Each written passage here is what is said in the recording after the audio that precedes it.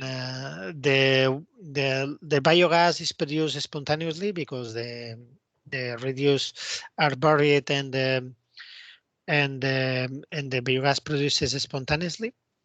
And we have also a plan of membranes that treats this gas. And now this plant is injected into the grid. We can start with the Benz project. Here we have an aerial picture of the wastewater plant. Here we can see the digesters. The digesters are here. They have 2 digesters. The gas normally it's used in a cogeneration plant for producing energy, power, and heat for the wastewater. And here we have this white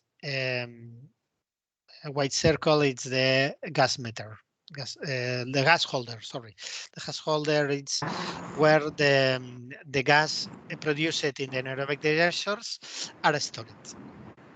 Vale. Here the block diagram of the project. We have the anaerobic digestion. Produces 100 cubic meters per hour. The upgrading with membranes produces 600 cubic meters per hour. That in 1 year it's approximately 5.5 gigawatts per year. This it's like the energy supply to 12 buses in a year or 400 homes. So we have energy to supply this energy. Sorry, someone has the. Okay, thank you. Here we have some picture of the gas holder. This is the typical gas holder of the wastewater plant. It's low pressure gas holder, and here it's the where we take the gas to the treatment. Here we can see an schematic of the digesters, the gas holder, and the upgrading plant. The layout of the green crane in three dimensions. The main parts of the upgrading plant, it's the pretreatment. We have the chiller and the blower. The chiller and the blower. This is for the to dry the biogas, and then a filtration with activated carbon to remove the contaminants. Then we have the compression and the membranes. And then the obtained biomethane is used for injection and vehicular use, so for cars and buses. Here we have a more detail of the process. We have first the biogas inlet it's cooled down, and then we remove the moisture. We have the blower to take the biogas to the filters of activated carbon, the compressors. After the compressor, we have also a refrigeration, because when you compress a gas, it heats, and we have to reduce the temperature before the membranes. And then we have the 3 stages of membranes to obtain the biomethane, and then the off gas, which is the pure CO2 that goes to the atmosphere. The main characteristics of the plant, we have here the main consumers, which is the compressor, the chiller, the blower, instrumental compressor, and conditioning. And we have a nominal power, a nominal consumption of 0.33 kilowatt for every cubic meter of biogas treated, which is this is the main cost of the plant. Furthermore, to the operation and maintenance and the activated carbon. Here we have a picture. As this plant is not very big, it could go in a single container. This was manufactured in I think in Holland, and was transport to the other. Everything connected, only to connect the main pipes of biogas and the power supply. sorry, here. Here we have the use of the biogas. It's this is a refueling station. So we supply the biomethane to this refueling station. And then in the refueling station, there is another also compressor, which compresses the gas to 200 bar for vehicles. Normally the natural gas, the compression natural gas for vehicles, normally we work at pressures of 200 bar.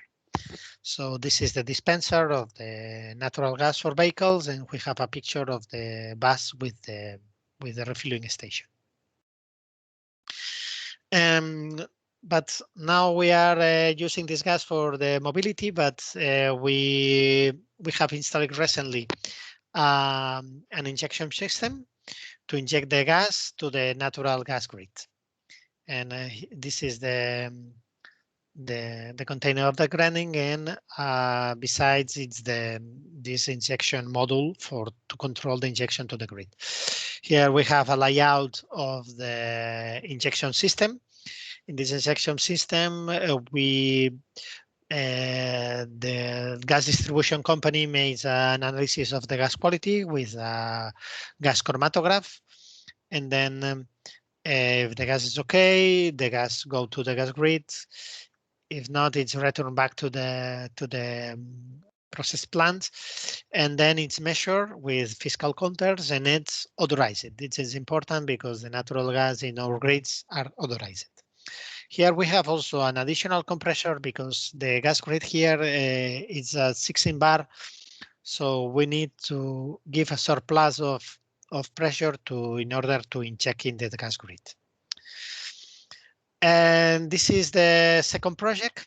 The second project is a very big wastewater treatment plant. Here also with the sewage sludges, we produce the biogas, and the biogas it's also clean it in upgrading plants to produce biomethane. Here we have a diagram of the wastewater purification station, where we take in the process of cleaning the residual water, the wastewater, some sludge as produced, and these sludges are transported to a digestion, and with the digestion, we inert the sludge. We obtain biogas for the plant. This wastewater plant is very big. They have a capacity for almost 2 million people in the Madrid area, and it's the 5th largest in Spain. So we have a very big production of biogas. Here we have the production. The production of the biogas is bigger in the wastewater plant, but as this was a demonstration project, we only use 100 normal cubic meters for the project. In this case, we don't have an upgrading plant of membranes. We use a chemical absorption to treat the gas and to obtain biomethane. So we recover from 100 we recover 50 cubic meters per hour, 5 gigabytes a year, and then we release the CO2 to the atmosphere. With this energy production, we can supply energy to 11 buses in 1 year, 400 homes in a year, or 1,000 vehicles in a year. Here is a more detailed process of the chemical absorption that we have seen in a more basic schematic before, but I don't have not many time, so I will go quick in this scheme, because it's more or less what we have been explaining. We have a column for the wash with the amine, and another column that is used for regeneration the amine. And the heat to regenerate the amine comes from a boiler. In this boiler, we use the biogas to produce overheated water, and then to regenerate the the column of the amine. Here it's the gas composition that is obtained at the end of the process. That we can see that we have a very good quality because we have 90% of methane at the outlet. It's a very good gas quality for injection, and the gas is also very dry because we have a dew point of minus 71 of dew point. Here's a picture. We have this is the upgrading plan with the columns of the amine scrubbing and the regeneration. And this white box is the injection model that has the same purpose of the first project. It's to control the injection to the gas grid. Here's a schematic of the injection model where we have the regulation. We have also the physical counters of the gas. We have the gas quality. In case the gas quality is not good, the gas is returned to the upgrading plant. In case it is good, the gas goes to the grid, and then it's the injection of THT is the odorant for the biomethane. Here we have a picture of the gas installation of the injection module. And this is a picture of the injection model from the point of view of the SCADA control that it's built in the central distribution control of the gas grid. So the injection model is controlled by the people that is in the room of the control room of the gas grid. Here we have some graphics with the volume that has been injected to the gas grid, and well, the plant was running continuously. Sometimes was stopping, but in general was working okay during the project. The third case study, it's the metamorphosis project. In this case, we have 3 anaerobic digesters that uses a mix of pig slurry and waste from wastewater plant and also wastes of food industry. And it's a farm, and in this farm we produce the biogas. And the biogas, we have a production of 200 approximately. We have a bigger plant, and to produce 100 or approximately of cubic meters per hour, so almost 10 gigawatts or year of biomethane. In this case, we have a refueling station and we supply the biogas for 21 buses or more than 700 vehicles in a year. We have a similar schematics of drying the gas, the blower, the activated camber, biogas compressors, then the membrane system, the biogas, and then this biomethane is supplied to the refueling station, and the refueling station compresses the gas for the vehicles. It was a project live, so it was subsidized by the European Union.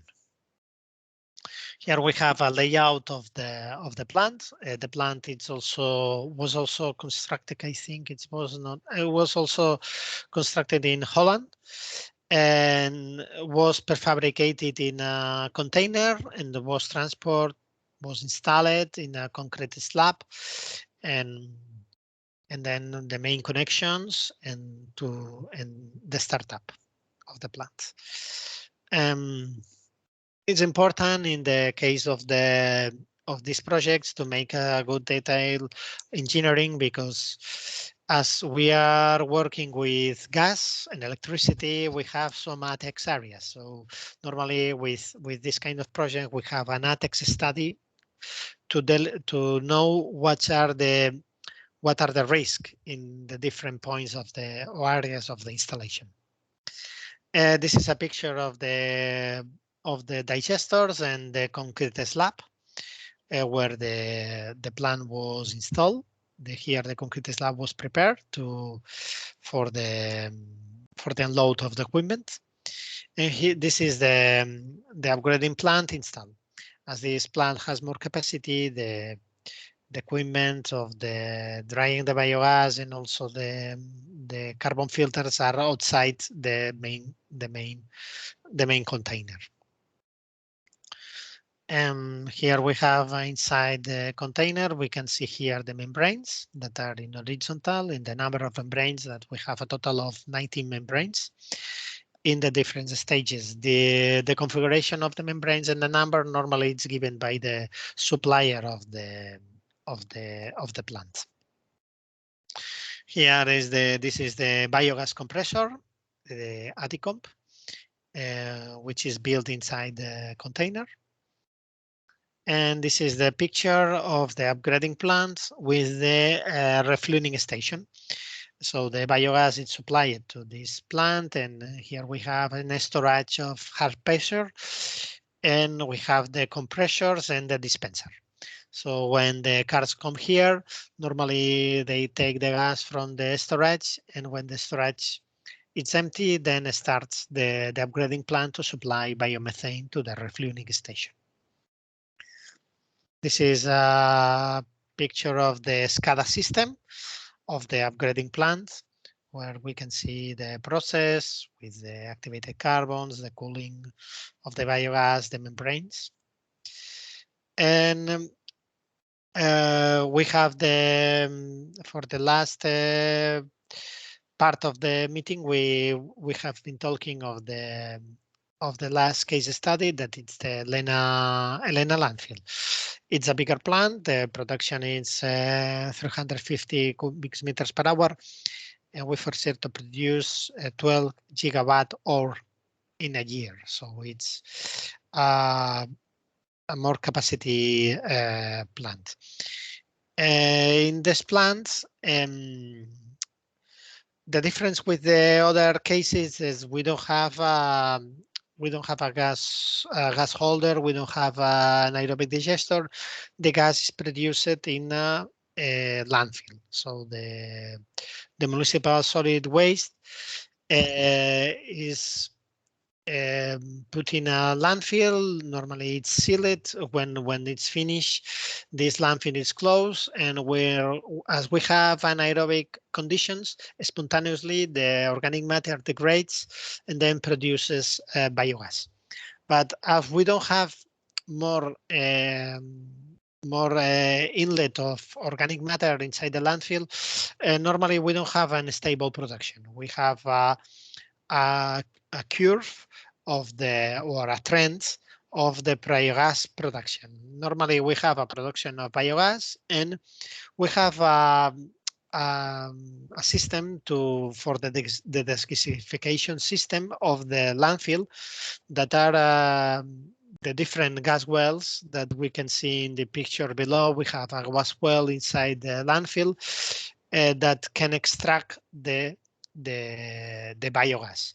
The biogas is driven into these collectors that are polyethylene pipes until normally a flare, and normally the flare burns the biogas. But in our case, we connect our plant to this main desgasification system, and then the gas is dried.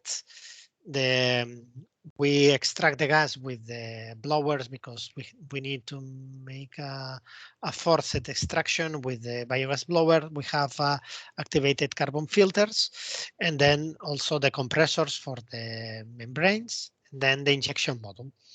Now this plant is injecting to the gas grid. In case that the gas is not good, we have a non-conform biomethane. The biomethane is returned, and then we have to be flared to the emergency flare, because we don't have a gas holder or some kind of storage of the biogas or the biomethane. Here we have a picture that it's a bigger plant than the previous ones, and it's connected to the landfill, and we extract the biogas from these pipes, and we treat the gas in all these parts. We can see also the activated carbon to remove the H2S and siloxanes, and also all the parts of membranes and controls are inside these containers. We have also an injection model, And we can see here the flare in case that the biomethane doesn't comply the specification. We can burn the biomethane in the flare. Here we have some pictures of land of the gas inlet. These are the blowers to extract the biogas. The main compressors, we have two compressors to have more availability of the process. This is the membrane container. And also has all the electrical room with all the controls and the gas analyzers. And this is the injection model. We have one pipe that goes from the upgrading plant to the injection model, and another pipe that, in case that the gas is not good, the gas quality control, the gas returns have to be reprocessed. And this small yellow pipe is the gas pipe that goes to the gas grid. This is inside the injection model, the controls of the injection model, and the gas chromatograph to control the gas quality. This is a picture of the SCADA system to control all the upgrading plants.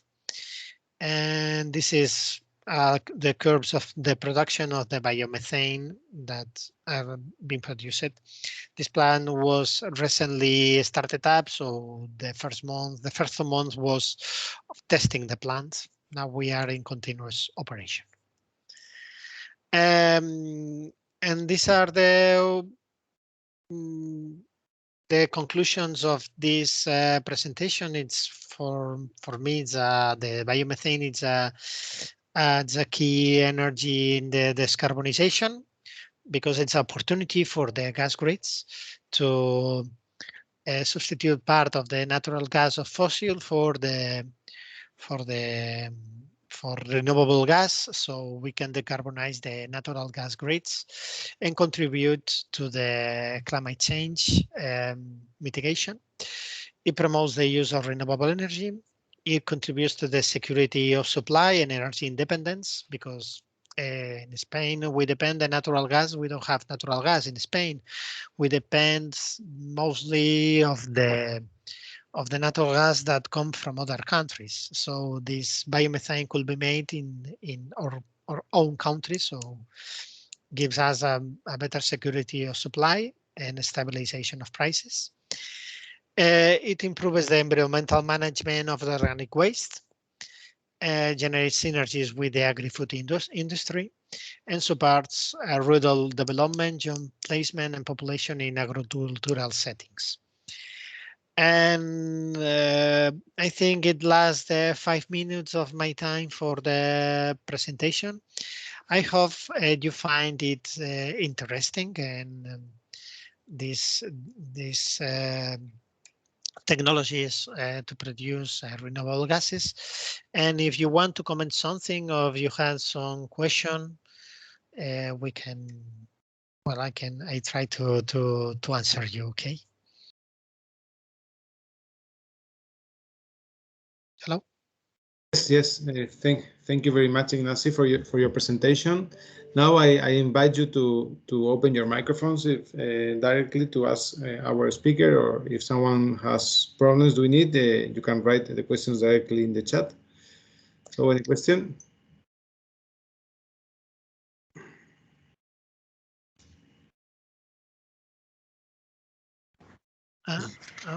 Yes. Yes. Burda. Thank you. Yeah, Jean Bourra from Université Évangélique en Afrique in Bukavu. So I said I am Boudou Jean from Université Évangélique en Afrique in Bukavu, yes. Congo, Democratic Republic. Yes, okay. So I had a question about the production of biogas. Nowadays, it has been found that human excrements can be used to produce biogas. So I would like to know what kinds of technologies can be used to upgrade this source of bioenergy production. And I would like to know also why this kind of this kind of technology of using human excrement is not worldwide implemented in okay, all over the world. I don't know if you get my question. A ver, if I understand well, well,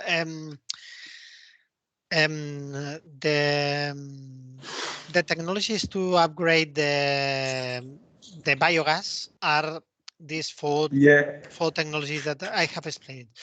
The thing is that Yes. the thing is that to apply these technologies, it's important that the natural gas grid is close to the plant, because normally, and for instance, I know most landfills or some agriculture plants, farms are far from the natural gas grid. So sometimes the cost of the natural gas grid it's bigger than the plant. So it's important that the natural gas grid is near the plant to implement these technologies. And also, of course, we have been living in a scenario that the natural gas was cheap. So normally it's difficult for these technologies to develop if they are not subsidized.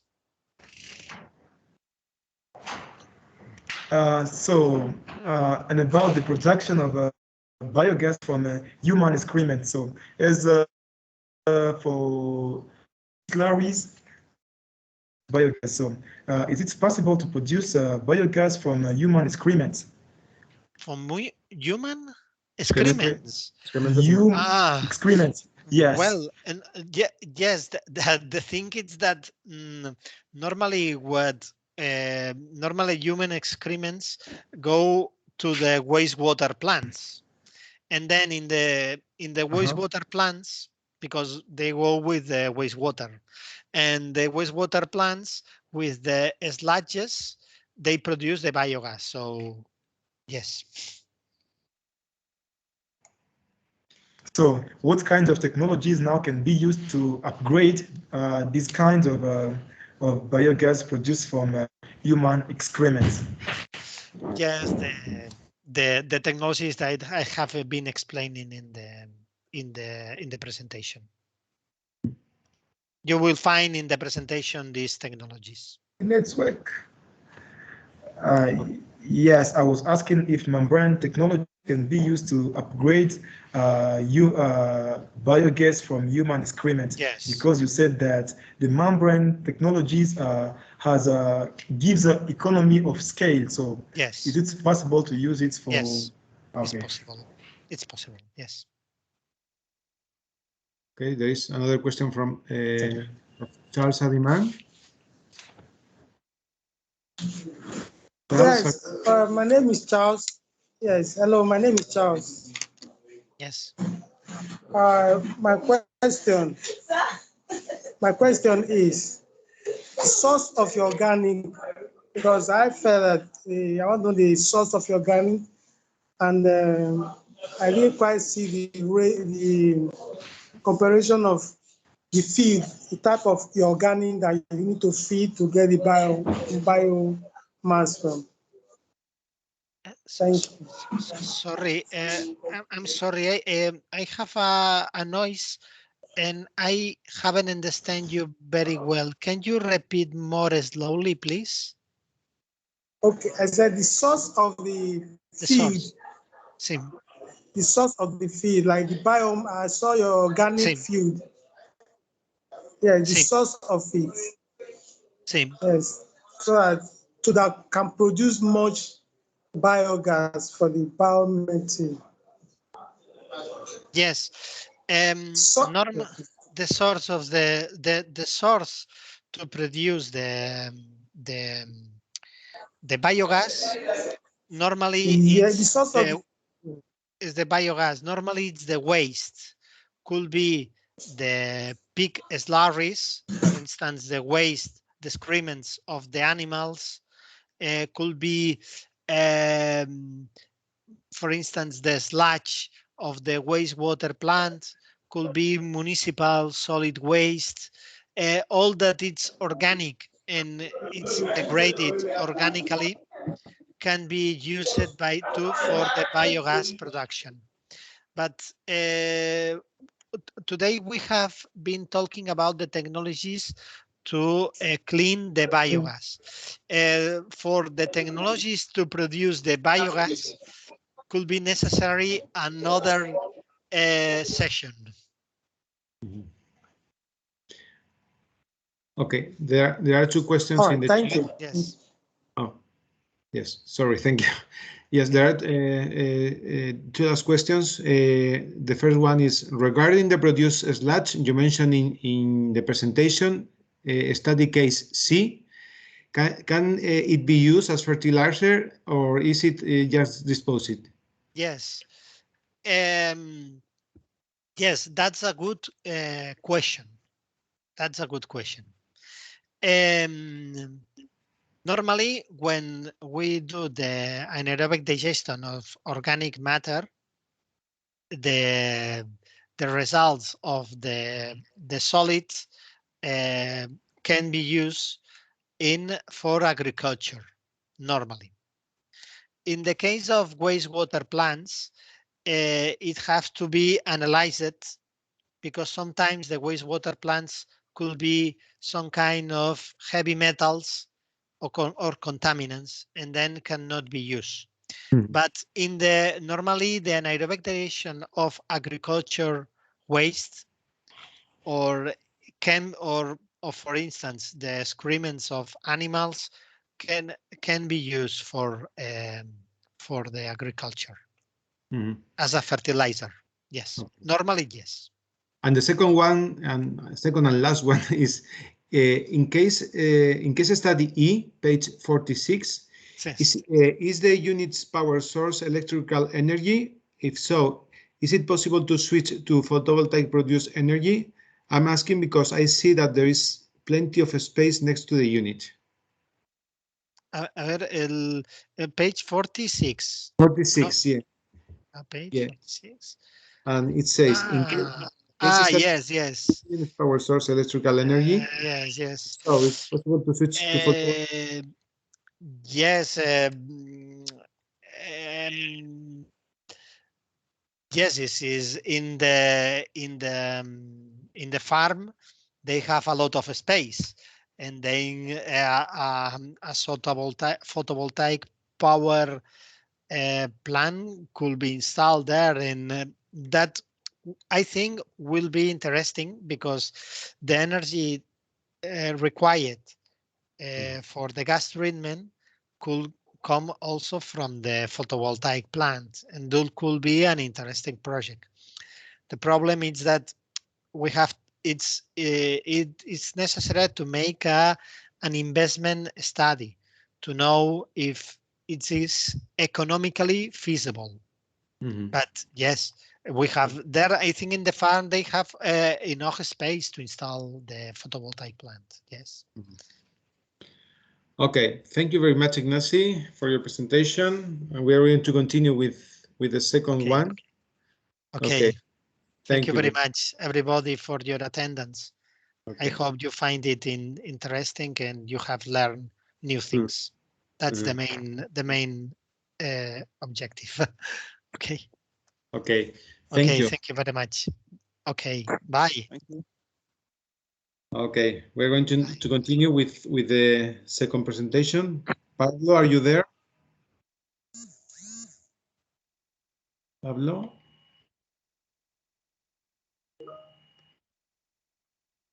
Can you hear me? Yes, now. Okay. Hello, I had the headphones, but maybe.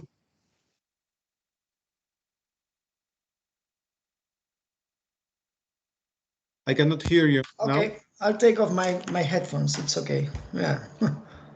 Okay. Would you please share your screen with the presentation? How do I do that? ¿Cómo hago eso? Tienes un cuadrado, ¿lo ves? Con una flecha para arriba. Ah, sí, vale. Un cuadrado con una flecha para arriba. Posiblemente está al lado del micrófono y de la cámara donde puedes... Ah, sí, vale, sí, sí, ya lo veo. Vale, perfecto. Sí, vale. Y ahora compartir contenido, ¿no? Ok. No, sí, correcto. Modo de moderador, pantalla, tal, ventana. Puedes coger escritorio. A ver. No, es que no me aparece, no me aparece. Ah, vale, sí, vale, ya entiendo lo que dices. Te da como varias opciones. Tienes Solo también contenido. Vale, ahí, ¿no? A ver, de momento no te vemos. Tienes apagada la cámara. Ah, es que escucha, tienes apagada la cámara. A lo mejor es por eso. Tienes apagada la cámara. A ver si te la puedo abrir yo. No, A aquí ver. pone que la tengo encendida. Pues no te estamos viendo, no te estamos viendo. A Ah, ver. ya os veo a vosotros perfectamente, claro, pero vosotros a mí no, ¿no? Aquí no te vemos, no. Y a lo mejor por eso no podemos ver la presentación. A ver. Ah, Pablo del Río, a ver si te puedo abrir la cámara. a ver si me la puedes abrir tú, porque yo la tengo aquí, o sea, yo aquí aparece como abierta en teoría. Es que claro, obviamente no me deja abrirla. A ver. eh, a ver. Ampliar, poner en primer plano. No me deja. O sea, es como si yo la tuviera. Mira, tienes que tener, puede que tengas una opción con 3 botones. Por ahí, no sé si ves una opción con 3 botones Sí, que pone exactamente. configuración, o me parece de poner, o Dispositivo. Configuración dispositivo. dispositivo. A ver Vale. si la cámara. A ver, Cámara. Sí, está encendida. está encendida. Sí, o sea, pone, es una USB, no sé qué, tal, tal, tal. Te dice que Micrófono, altavoz. No sé, aquí aparentemente no. no sé, es un misterio porque el profesor Miguel también tenía problemas el otro día con su cámara que no conseguíamos que funcionase. En el. Sí, sí, parece que es. Ah, no. Algo has hecho que. Sí, he Parece. tocado algo, ¿no? Sí, has tocado algo de la cámara. A ver si. mm, Pero no. ¿Quieres salir y volver a entrar? Sí, a ver si lo conseguimos. Porque ahí al entrar también te dice si quieres abrir la cámara. Si quieres salir y volver a entrar. Sí, pero le dije antes que sí. Y el peligro es que si lo intento otra vez, me ha costado llegar hasta aquí Ah, de forma. ¿quieres? Yo ¿No hay tengo otra una presentación. alternativa que es que las pases tú, Sí, la puedo please? hacer yo. ¿Lo hago yo? Lo Vale, hago yo. Ok. sí. Y te voy diciendo que me las Me dices pases. sí, sí, me dices next y ya está. Perfecto. A ver, voy a Vale. abrirlo, voy a buscarla yo. Es la que te envié Eh, esta mañana, la que envié ayer por la noche. sí, la que enviaste ayer por la noche, sí, yo creo que la tengo aquí. Presentación. Bueno, por cierto, estupendo verte, ¿eh? Igualmente, sí, aquí estamos. Ok, aquí está aquí. Pues la voy a abrir en PowerPoint.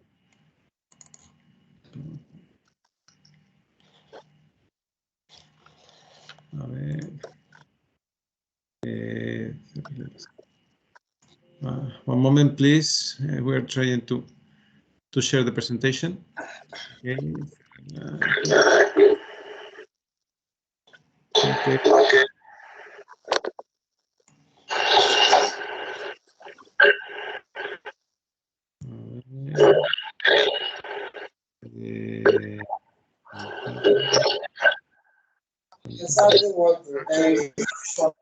It's here. Okay. Can you see the presentation? Yes, I can. Yes. Okay. I hope everybody else can as well. Okay. Okay. One minute. Not now.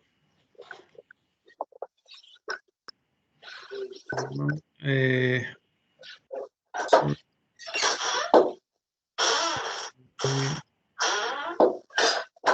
okay.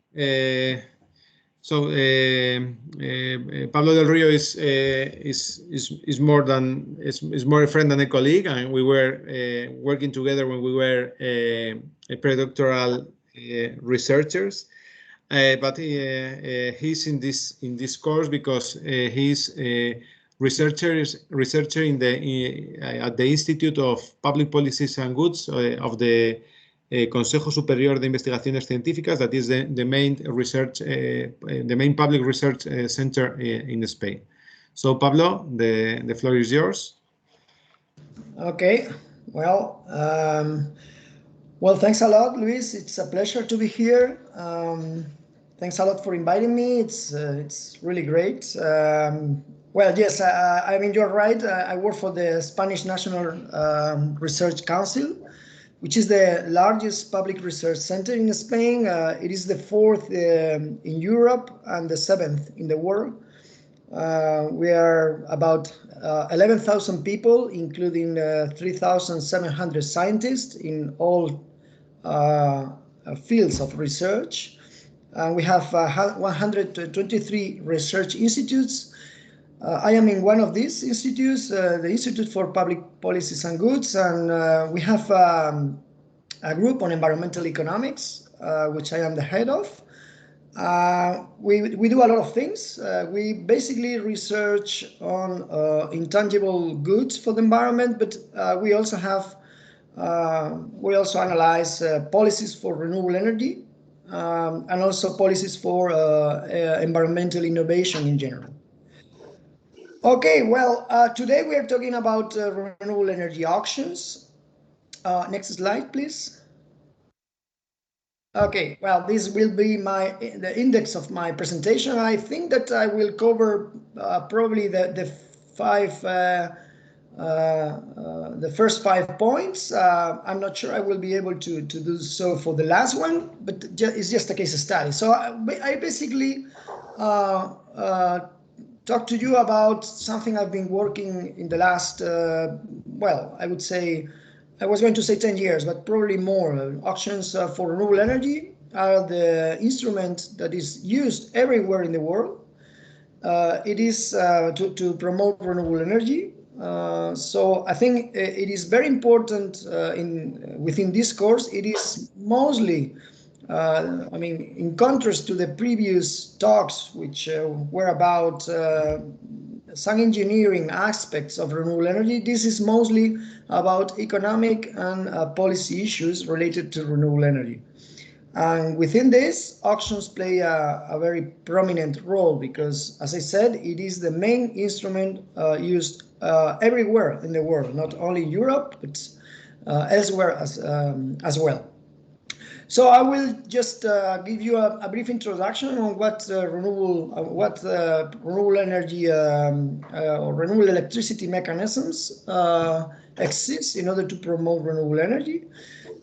Then I will focus more on auctions as an alternative to the previous dominant type of a scheme. I will, give you a little bit of a hint on how auctions have worked in the past. Then I will discuss a little bit how to design auctions in a proper way, and including the advantages and disadvantages of different design elements. And hopefully I will end up with this small case study we did on the sub-Saharan Africa renewable energy auctions. So next slide, please. Okay, so well, we all know that we certainly need a tremendous increase in renewable energy in order to cope with the climate change problem. This means that from today, we will need to increase renewable energy deployment by orders of magnitude. Both this will mostly be for solar PV and wind, but of course other renewable energies can play a role, but these two are already very mature, very cost competitive, and they are expected to be the main ones, the ones covering the largest share of increase in renewable energy in the next decade or decades. So we start from that assumption. We will need a huge increase in deployment of renewable energy, and for that we need support instruments. Next slide, please. So basically, what we have had in the past, before auctions, we had several possibilities. I attended the presentation yesterday at 10 in the morning, mentioning, you know, that there were 4 or 5 support schemes. In that slide, it was mentioned that auctions, it was mentioned feed-in tariffs, also tradable green certificates and net metering. I mean, this is right, but the main support scheme in the past has been feed-in tariffs. This means, or feed-in premiums. This is basically a level of support, of subsidy on renewable energy generation provided by the government, finally paid by electricity consumers, but set by the government. This means that the government, you know, fixes this level of support, and you know, the renewable energy investors invest in renewable energy according to such level of support. Within this administratively set remuneration type, we have indeed 3 types of, I would say 2 major types of administratively set remuneration. In one of these administratively set remuneration, the government sets an overall level of support. This means that, you know, that independently of electricity prices, renewable energy generators have a level of support. There is some I hope we can, well, thanks. So renewable energy generators can receive an overall level of support independently of electricity prices. This is the first graph, the upper part of the graph, there, feed-in tariff. There is another alternative of administratively set remuneration, which is that the government provides an additional amount of support to the sales of electricity in the market made by renewable energy generators. This means that renewable energy generators sell their electricity in the market and receive an added premium on such electricity. So when the electricity price is high, these renewable energy generators receive more support, because as you can see in the second part of the graph, this feed-in premium is a fixed level of support which is added to the electricity price. So when the electricity price, the green line, is very high, they receive more support than when it is very low. They always receive the green line plus the red line, you know. So this is a second alternative. This alternative, called feed-in premium, is supposed to be more market compatible, more electricity market compatible, because renewable energy generators respond to the signals of the market. So when the electricity price is very high, renewable energy generators have an incentive to produce electricity in order to get more revenues. This is in contrast to the upper part of the graph, where renewable energy generators get a total amount of support which is independent of electricity prices. This is a very important distinction, because in Europe nowadays, basically the Renewable Energy Directive supports the second scheme and not the first scheme. I mean, not the feed-in tariff, but the feed-in premium. And there is an alternative, like a middle way between the above two, which is the sliding feed-in premium, where basically the governments set the strike price, the red line, and there is, of course, an electricity price. When the electricity price is above the red line, the renewable energy generators get the red line. And they have to give back the difference between the green line and the red line. And when the electricity price, the green line, is below the red line, they receive also the red line, and the government would give them the difference between the red line and the green line. This is called a sliding feed-in premium, also called contract for differences. And this is the instrument, the support that actually we have in Spain right now. Actually, there was an auction yesterday with this scheme, the third one. But the government in Spain and elsewhere, this level of support, these red lines, is not provided by the government, but set in an auction. This is in the past, these red lines were set by the government, but this is no longer the case. And it is auctions, they are set in an auction where all renewable energy generators go to the auction and they bid for the lowest possible level of the support of the feed-in tariff or the feed-in premium or the strike price in a contract for differences.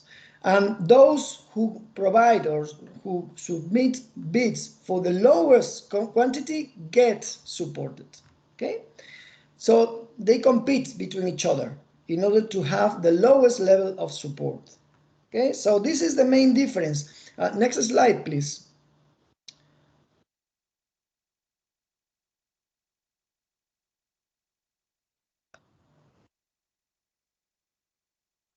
Okay, so basically auctions are a quantity-based instrument. You can see that on the left, where the government sets the quantity of support, you know, so the government says, for example, we are going to support 3,000 megawatts of capacity of renewable energy. And in this, the market, it is the interaction between the renewable energy generators which sets the support. You can see that the government sees the quantity and it is the competition between renewable energy generators which leads to a level of support. So you can see that for the green lines. In the previous schemes, I say previous, but administratively set remuneration is still used a lot in the world. It has not disappeared. Not at all, but it was, you will see the trends in the next slides. But in this administratively set remuneration, you can see that it is the government who sets the level of support, you know, in the vertical axis, and the quantity of support depends on how many renewable energy generators decide to invest in renewable energy at that support level. Okay, so this is a main difference. Yeah, next slide, please. And basically, I am not you know, a fanatic of auctions. I like them. I think they have a role to play. I am not also a fanatic of the previous renewable energy support mechanisms. That means that I am not also a fan of administrative remuneration. I see pros and cons in both of them. Okay, administratively set remuneration can be deemed very effective, has been very effective in the past to kickstart the markets. It has provided low risk for investors because the level of support is set from the start, and it is basically provided on an open basis, so everybody would benefit from it. It has led to a strong value change. It has created market. It has created industry in renewable energies in those countries which have implemented them, and also it is an instrument which is very easy. So small actors, very small investors can have benefited from them and can benefit from this scheme. And this is in contrast to auctions, which have been a little bit more complicated, and where, you know, small actors have, I mean, this represents a potential barrier for the entry of small actors. Yeah, next slide, please. Despite the advantages of administratively set remuneration, it also has some problems. You can imagine one of them. The problem is where to set the level of support. Okay, and the level of support, you can say, well, the government should know about the technology cost, and then they would set it above the technology cost, but not much above the technology cost. Just you know, so that investors get a small benefit or some benefit, but not huge benefits. But the problem is that the government really does not know what is the level of the cost of the technology. This information is in the hands of those who are supported. That means they are in the hands of renewable energy investors, renewable energy generators. And these guys, of course, I would do the same, have an incentive to say that their costs are higher than they really are. You know, and if the government trusts their statement of cost, then the government would set the level of support at too high levels. So it would be consumers who would pay for these too high levels. So the government doesn't like to do that. You know, so the government has a problem. It's an asymmetric information problem. They want to set the level of support low, but higher than the cost, but not very high. Okay, so how can we do that? If the government sets the level of support very, very high, then we would have what we had in Spain, a solar PV boom in 2008, where, you know, there was a lot of investment, but also too much support. Actually 3,000 million euros of support, which was obviously too many for the level of capacity that was installed. Also, the asymmetric, also administratively set remuneration leads to a lack of quantity control. This means that the government sets the price, but lets the quantity be set by the investors, by the renewable energy generators. So it doesn't have a control of the quantity, and it may want to have it, you know, so that renewable energy capacity is deployed in a gradual manner, not, you know, in a very boom and bust manner, you know, which also happened in the past. So booms could happen under this instrument and have happened under this instrument.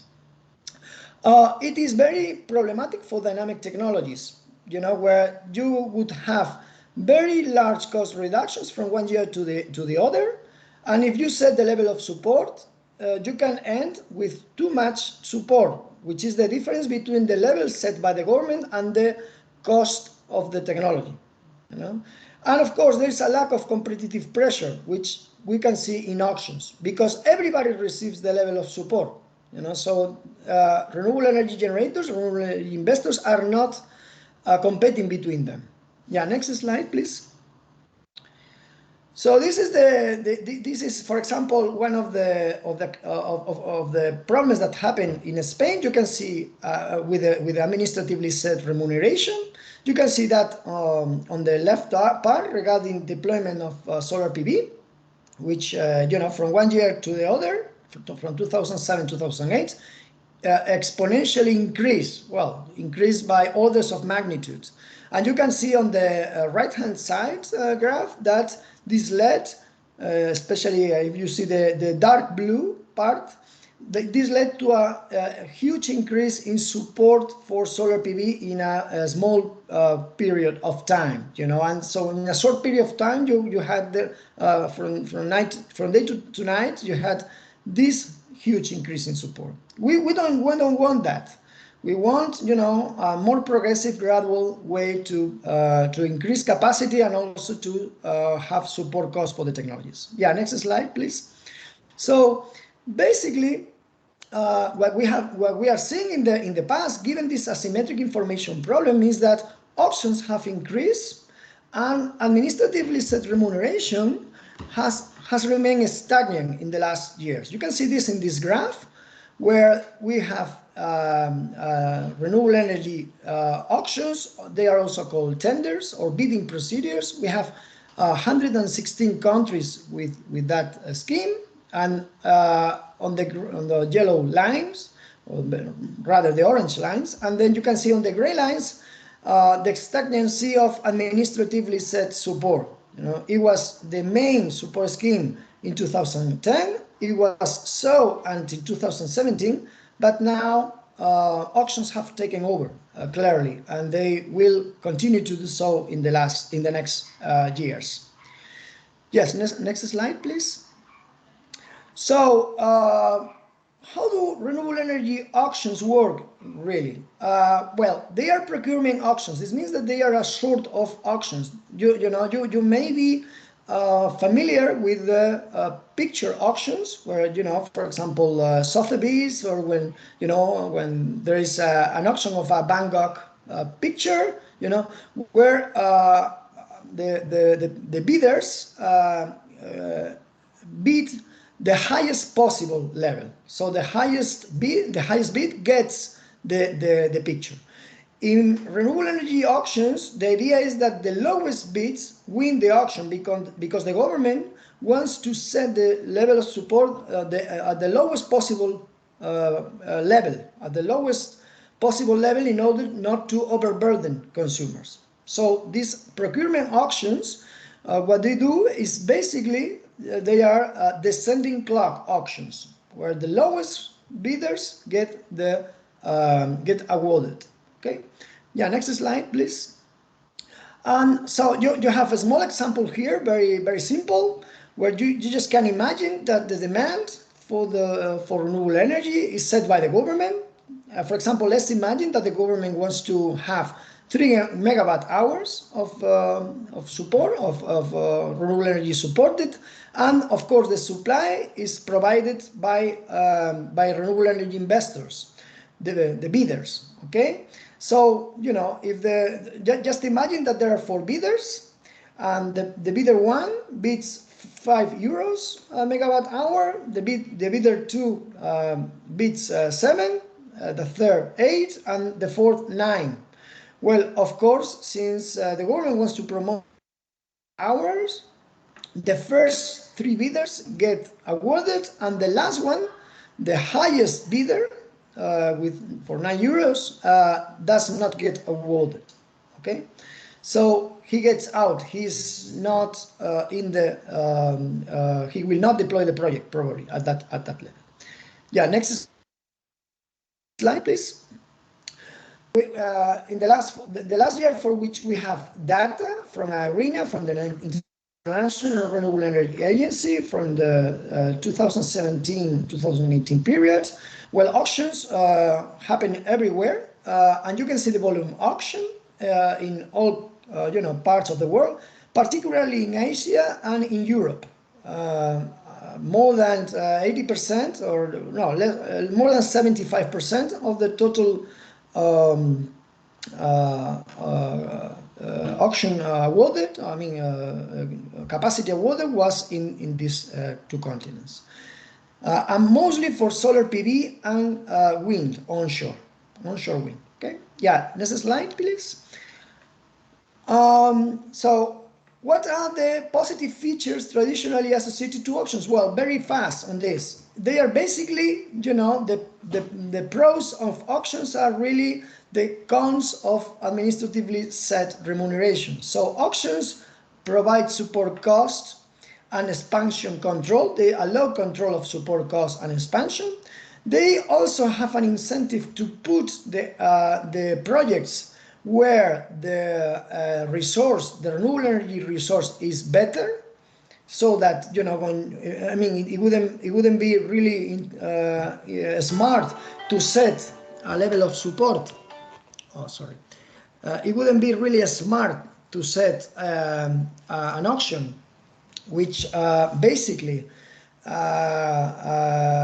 It wouldn't be, sorry, because my mobile was ringing and it distracted me. Okay, it wouldn't be really interesting to deploy the projects where the wind resource or the solar resource is not good. It is better to have the projects where the resource is better. And of course, the competitive pressure in auctions inherently leads to an incentive to deploy the projects where the resource is better. Okay, well, I don't know. I am not so sure that they provide an incentive for innovation. There's some people saying yes. I have done some studies with patents which are not really conclusive on this. So this is a question mark on that. Okay, next slide, please. Okay, so this graph shows you the level of support in auctions for solar PV in the last 5 years, well, until 2018 actually, for solar PV in orange and for wind onshore in gray.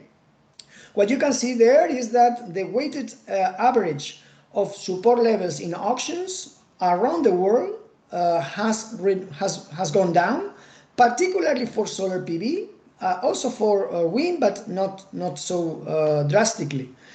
Some people, some very fans of auctions say that auctions led to this.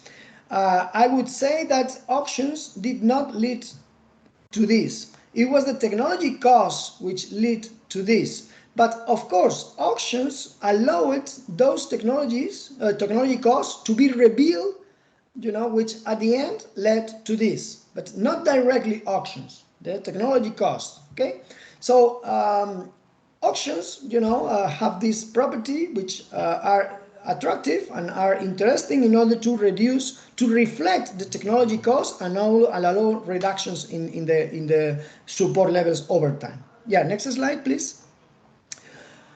Okay, so basically auctions seem to be an interesting instrument. They provide competitive pressure, they are efficient if well designed, something I will talk later about, but the problem is that they have traditionally led to some problems. Basically, the main problem with this is they have led to delays, basically. So many projects have not been built. Also, they have been detrimental for small actors for the reason I just explained before.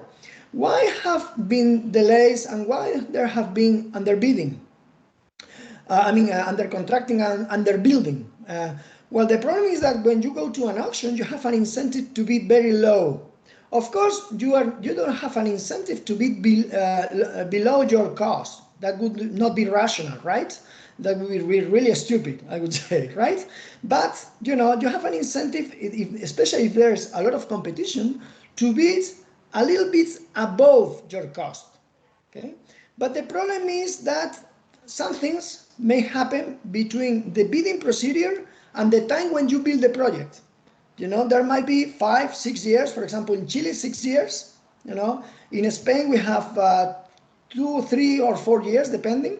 And when you are going to build a project, you realize that the cost of the materials, that the cost of the equipment was higher than you expected and when you bid in the auction. So you end up realizing that you underbid it. So when you underbid it, you will probably not build the project because you will lose money. Okay. Of course, there might be some penalties for not building the project, and if they are there, you have to consider them as well. Okay. Because you may lose money if you don't build a project, but you also if you build a project, but you may also lose money if you don't build the project because you incur in penalties. Okay, and also for the small actors, it's much. This is an empirical research question where we have shown that small actors have a little bit of a struggle to go to auctions. Auctions involve more transaction costs, auctions involve more risk, so this is a little bit of a problem. Okay, and all assuming that we have high competition. But what if we have low competition, which can happen? If we have low competition, then we will have very high bids. Okay, and we may have low competition. Low competition means that only a few actors go to the auction. Okay? In the most extreme cases, they would even agree the price between themselves. This is called collusion. This is forbidden. This cannot be done.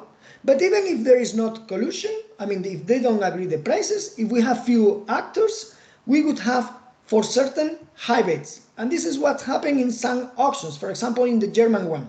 I will show you also some graphs on this later on. Yeah, next slide, please.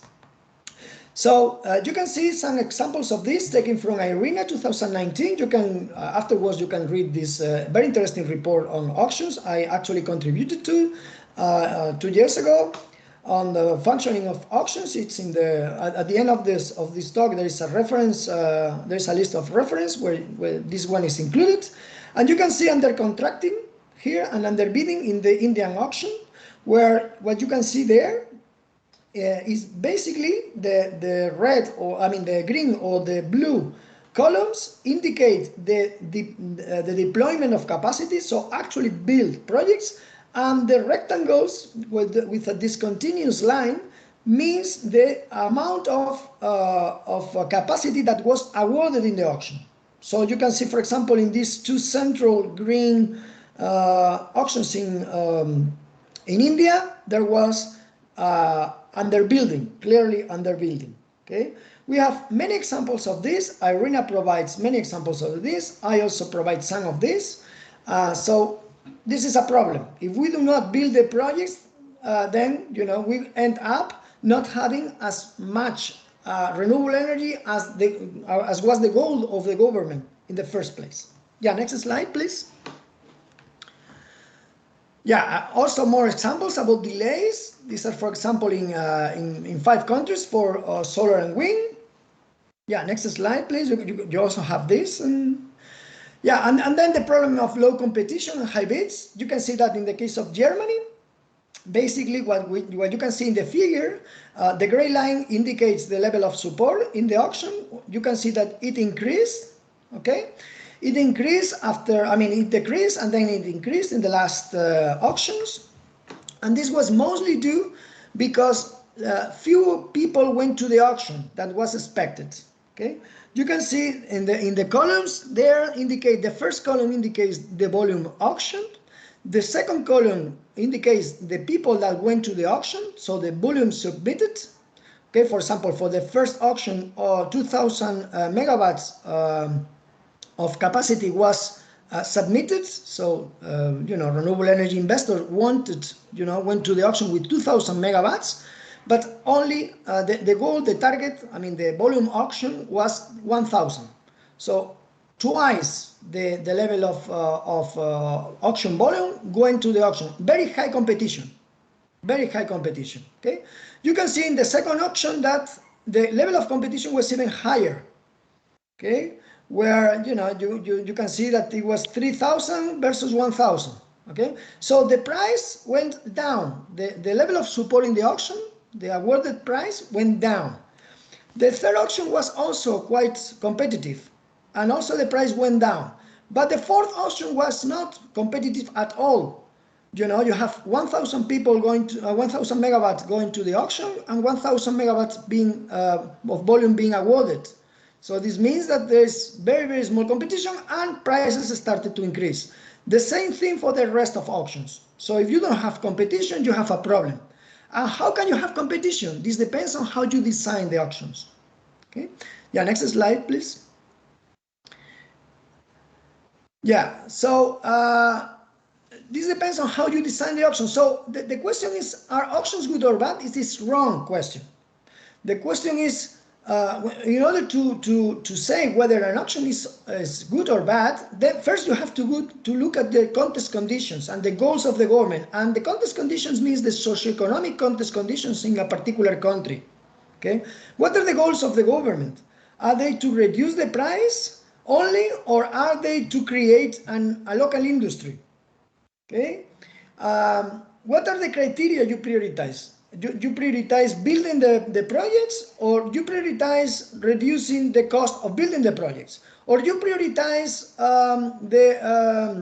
that small actors access the auction, or do you prioritize the small, I mean the higher cost renewable energy technologies, the less mature ones? So what are your goals? Depending on your goals, you will design the auction in one way or another. So there is not inherently good auction design. This is quite relative. Okay. Yeah. Next slide, please. Yeah, a little bit of what I just mentioned, and of course you need some preconditions for successful auctions. In addition to take into account the context conditions, you need to have targets. You need to have enough competition, as I mentioned before, and you need to coordinate all the procedures, not only the auction procedure, but also the grid access procedure and also the administrative permit procedures. If you don't do that, you may end up winning the auction but not having the grid access. So, you know, this would be a total nonsense. This has happened in the past in some countries, and this really doesn't make sense. Or it can be the other way around. You may have the grid access permit, but you do not win in the auction. So, you know, this is not a very reasonable way to do things. Also, the communication transparency has to be high. It is better to design a simple auction, you know, that it's transparent, that is well communicated, and in this case, I would say that the Latin American auctions are an example for the rest of the world. It is better to do that than to design a very complex auction where you take into account many things, but it is not clear how the price is set, you know, because investors want simple and transparent auctions, and we want to attract investors in order to have high competition and in order to have a successful auction. Okay, yeah, next slide please. So well, I will, yeah, we can go through this. Next slide please. I mean, these were the goals, the criteria you may have. So yes, so auctions are here to stay, at least in Europe, and they are here to stay, but also in other parts of the world. So the problem is not, I mean, the question is not whether we can have auctions or a different instrument. It is not really so for utility scale renewable energy. It can be a question for decentralized applications. It can be an issue for off-grid applications, but not for centralized utility scale renewables. So the question is not whether we choose one instrument or the other. The question is how we design this instrument in order to have it right, in order to be successful. And not all the alternatives that we have for auctions are equally adopted. Yeah, next slide, please. I actually carried out an analysis on this, and there is a lot of alternatives, you know, to design an auction. Okay, we can you have there some of them. I will prefer to talk about this in a later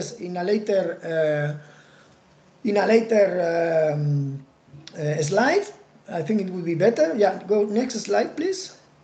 Yeah, next is, yeah. Okay, yeah, next slides, and next slides, and next is, yeah, and next slides, and next slides, yeah, next slides, yeah, next slides, yeah, more and more, yeah, to this one. Okay, no, not the previous one. Yeah, okay, because we were running out of time. Otherwise, it would be very hard. So what I did was basically using the AURES and AURES2 project, which are projects funded by the Horizon 2020 program, research program of the European Commission, and also through my own research, I look at 90 auctions in the world, which represents about 2/3 of all the auctions in the world, okay, in the last 30 years, okay? And I look at them and I look at the way they have been designed, okay? All the 90 auctions. By the way, you have this, all the numbers here are in my previous, you know, in a previous slide, in the reference in a previous slide, and also in the article that I think that Luis sent around, in an article in Energy for Sustainable Development. So I decided to stick to this slide because I thought it would be very interesting for you to see what design auctions have been more prominent around the world. Okay, I will not cover all of them. I will cover with the ones I think that are very, very, very important for a successful auction. Okay, in general. But as I said, it all depends on your goals. So this, you know, you have to take this with a grain of salt, because, you know, it's not a total truth, but you can also see some trends here. Okay, so you can, regarding the volume that you award, the volume can be in terms of generation. For example, in the example I just put you before, you know, where we had 3 MWh, the volume awarded was in terms of generation. You can also award an amount of budget. So you just want to, you know, provide support for, say, what, 1,000 million euros, for example. Well, that's quite a lot, but it can that would be it. So, or what you just can do, the most simple way to do it is to award capacity. So the volume awarded, the volume that you set in the auction is in terms of capacity. Okay. So, for example, in the German auctions, we saw before in one of the slides before that for the first auction, they awarded 1,000 megawatts of capacity for the solar PV auction. Okay, so you know this is the mostly this is the way that it is done around the world, mostly. Okay, most countries set the volume, the awarded volume in auctions in terms of capacity. Okay, a few do so in terms of generation, and you know also very few countries do in terms of value. Why is it so? Why it is awarded in terms of capacity? Because it is the most simple way to do it. Okay, you just say that bidders who go to the auction, they provide two numbers. They provide the amount of capacity they would be willing to receive. Okay, they would be willing to build.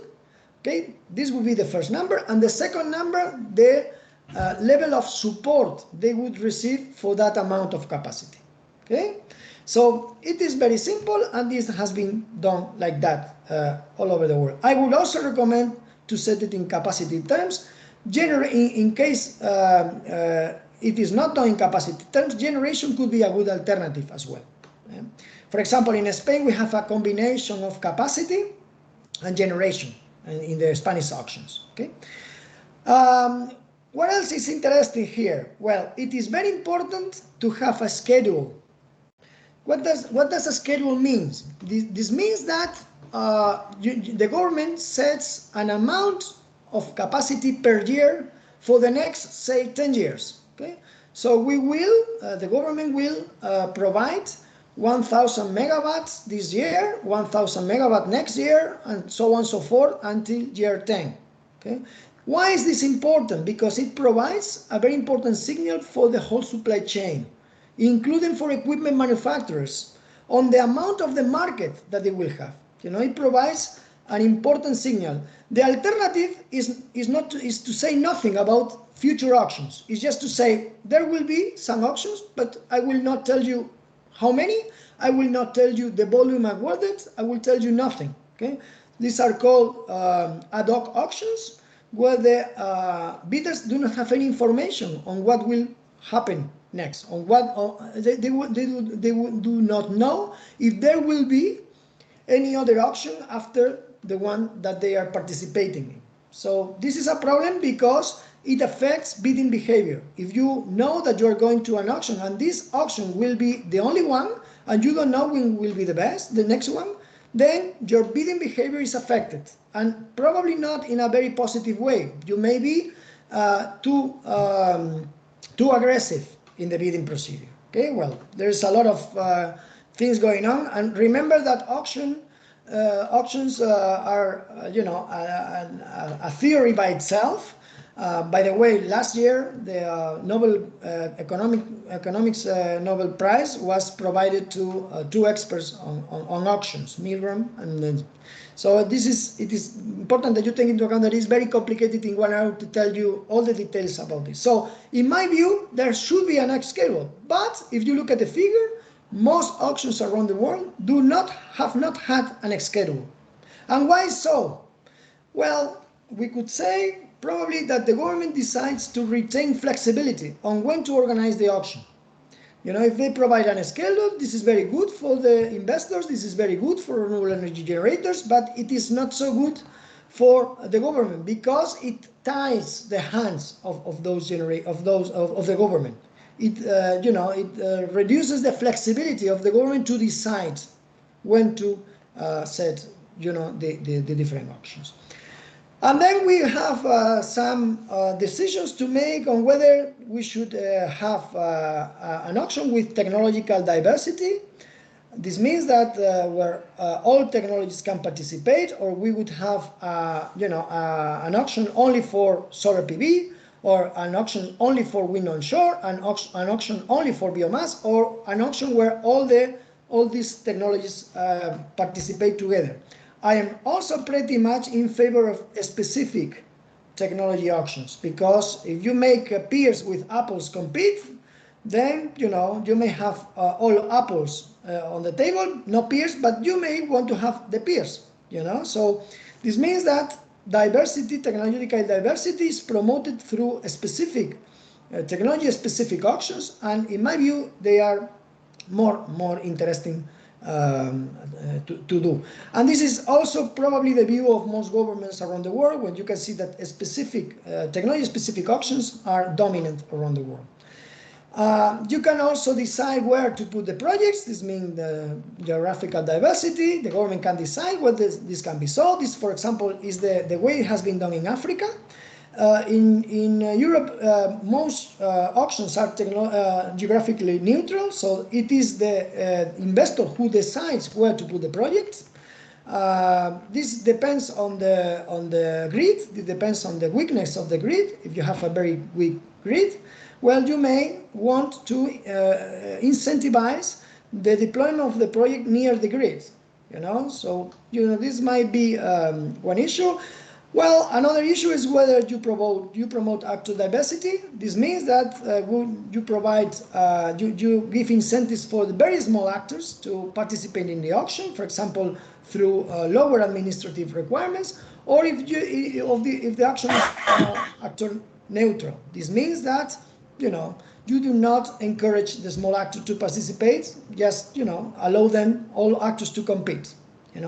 I think that also actor diversity, as in Spain we have this promotion of small actors. I think it could make sense, or at least have a small contingent for these small actors. And then you also have, well, other sorts of things, local content requirements, seller concentration rules. Yeah, next slide, please. I don't think I have much time to go into this. I think that, no, previous slide, please. Yeah, previous slide.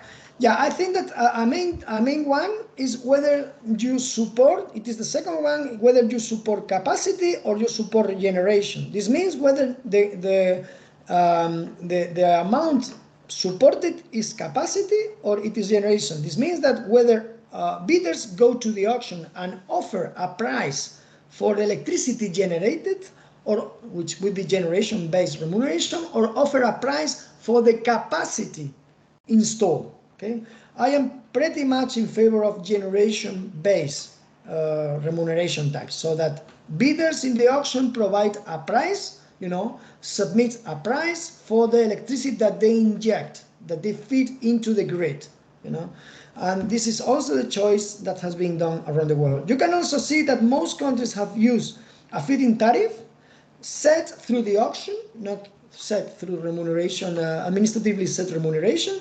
Some countries have also used feed-in premium, whether fixed or sliding, as I mentioned in the previous slide. Some countries, most countries carry out price-only auctions. This means where price is the only criteria, but all other countries, particularly in Africa, for example, the South African case is a notable one. What they do is they conduct multi-criteria auctions. Auctions can also be done in a static way. This means that the bidders submit a bid in a closed envelope where they only know what they are bidding, but other bidders do not know their bid. And it is the regulator, the government, or the auctioneer, the off-taker, which opens those envelopes, and they put each bid in the merit order, and those with the lowest bids get awarded. And there is a dynamic way to do this. This means that all the people are in a room, or they can be, through internet, and they bid, but everybody else knows what others are bidding. This would be like a descending clock auction. The problem is that these dynamic auctions, where you know what others are bidding, have a problem in terms of too much information being provided. And possibly leading to agreement of prices. This means to collusion, and this is certainly a concern of many governments around the world, which has led to static auctions being the main choice. Okay? Well, then you have other alternatives, whether it's pay as bid or uniform, but I think that they are comparatively less important than the alternatives I just mentioned. Yes, next slide. I think I should be finalizing at this time because I think that we are running out of time, or I am out of time already. So I think that when you design options, it's very important that you take into account trade-offs. This means that you may favor, for example, efficiency, but at the cost of having projects not being built. For example, if you promote a too competitive auction, this is good in terms of low prices, but it may not be so good in terms of ensuring that the projects are built, especially if some non-rational bidders have gone to the auction and they have bid too low. Of course, if they bid very, very low, this is good for the consumer because they are the ones who are paying for the support. But it not be very good for the government at the end because the projects are not built if there has been underbuilding. Okay, and there are many examples of these trade-offs. I try to illustrate some of them. I do not have much more time to go through this. I put you an example there. Go ahead with please next slide with well, this table is taken from one of my articles, but if you read it, you can see that there are many trade-offs here. And also, next slide, please. You can see this for the case of Mexico, where the projects were not put in the first auction. This means the triangle with the vertex upside up. Were not put in the places with the best solar resource or the best wind conditions because other things were prioritized, and so if other things are prioritized and not low prices, you may end up with projects not being located in the best locations, in the best places. Okay, but of course it is not for a researcher to say whether this is good or bad. It is only to point out that this trade-off exists. And it is for governments, depending on their policy goals, to decide what to do, how to design the auctions. Okay, but we as researchers can only point out that this trade-off exists, and if an auction is designed in a particular way, these trade-offs will occur, and when they will occur, and what are the extent of those trade-offs. Yeah, next slide, please. Yeah, this is for the solar PV. In Mexico, yeah, go ahead, please. Next slide. So I end up with this. Is there a uniquely best way to design auctions? I think that by attending this presentation, you may have get the idea that the answer is no. There is not a best way. This depends on goal contest conditions, but it cannot be pure relativism. So we have some clues on some design elements that we could choose from and that should be implemented. And according to empirics, the following, next slide please, have worked quite well. Okay, volumes should be set at appropriate levels, of course. What does this mean? This is complicated, but the government should not set volumes very high, not very low. There should be auctions should be frequent, not necessarily a schedule, but that the policy practice leads to at least one auction per year. Depending on the country, depending on the context, but at least one auction per year would be fine. Then you should penalize if the projects are not built. And bid bonds or economic guarantees should be provided before the auction takes place, should be required, but not very high. If you have very high if you require very high economic guarantees, then you will have very few competitors, very small competitions. Okay, so you can see one of the trade-offs here in this as well. For me, auctions should be technology specific. In my view, auctions should remunerate generation. Remunerating investment is not efficient, in my view. This should be static for the reasons I just mentioned. I would support price-only auctions, but I think that multi-criteria auctions make sense in some settings. Realization periods should be set at appropriate levels. This means that the projects that get awarded should not be allowed to, build, too far into the future. But, this realization period should not be too short either, because, of course, this would be a problem for investors, for the project developers. And finally, as I mentioned before, the procedures of the auction, of the administrative permits and the grid connection should be all coordinated, in order to avoid the problems I mentioned before. Okay, and I think that next slide, I think that, yeah, well, this is it.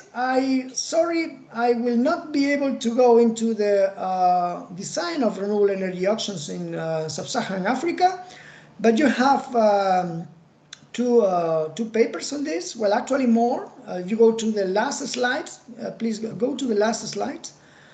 Yeah, the last two slides. Yeah, the next slide. Yeah. Well, you have some references here, which I just mentioned before. Next slide, please. And well, some of my papers dealing with this, and also if you are very interested in auctions in sub-Saharan Africa, I would recommend that you look at the second and the third reference, which is where I extracted the information on the cases from. One is by me, and another is by a team from the South African university. And well, this is it. Thanks a lot. Sorry for being a little bit out of time. I also started late because of technology, my fault, of course. But well, I'm ready for any question that you would like to make. Thank you, Pablo. Is there any question?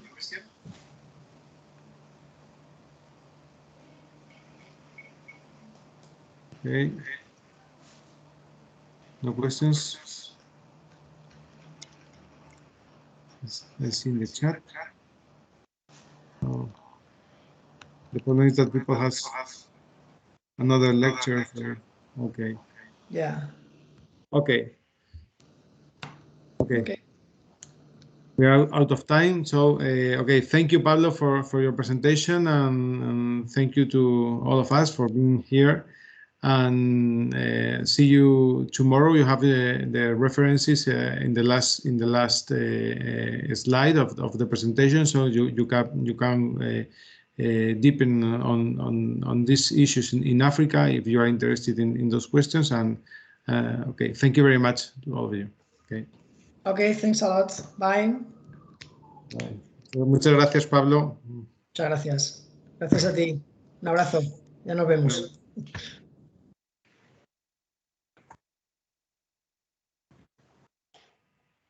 So, thank you so much. Okay, thank you. Hey, Luis, veo que ya está finiquita la sesión también. Sí, voy a parar la grabación. Vale, y nada, el listadito, si sí. recuerdas. Descargar detener la grabación.